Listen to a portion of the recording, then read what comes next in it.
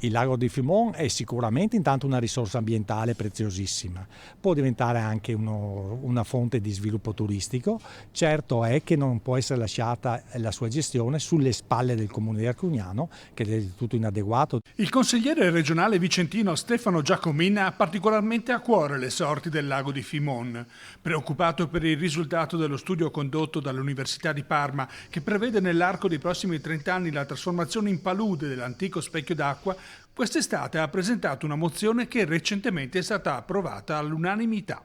Obiettivo: radunare il massimo consenso tra gli enti per avviare un percorso di studio e progettazione per assicurare un futuro al lago così come oggi lo conosciamo. C'è stato un incontro anche con l'assessore Bottaccin e di conseguenza passare diciamo, dalla competenza della difesa del suolo alla competenza assessorato all'ambiente può cambiare l'accento e di conseguenza l'attenzione sul tema.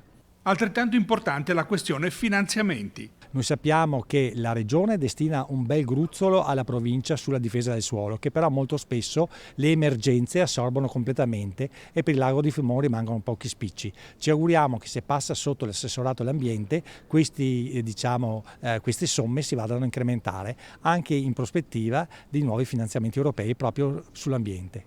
Resta da chiarire la questione delle competenze attualmente in capo alla provincia per l'ordinaria gestione, ma potrebbe non essere l'unica soluzione in vista di un conferimento di responsabilità più ampio. O troviamo il sistema di radicare questo rapporto con la provincia di Vicenza in maniera continuativa o pensiamo a un soggetto terzo. Questo è il senso della mozione che manda la palla alla giunta regionale in modo che approfondisca il tema. So che in Regione Veneto ci sono degli esempi gestiti da Veneto Agricoltura direttamente, per esempio l'Oasi di Camello, Bosco Nordio, che hanno avuto dei risultati estremamente positivi, per cui qualora la provincia non si dimostrasse essere organo idoneo a questo, possiamo vedere quali siano altri soggetti idonei a fare questo lavoro.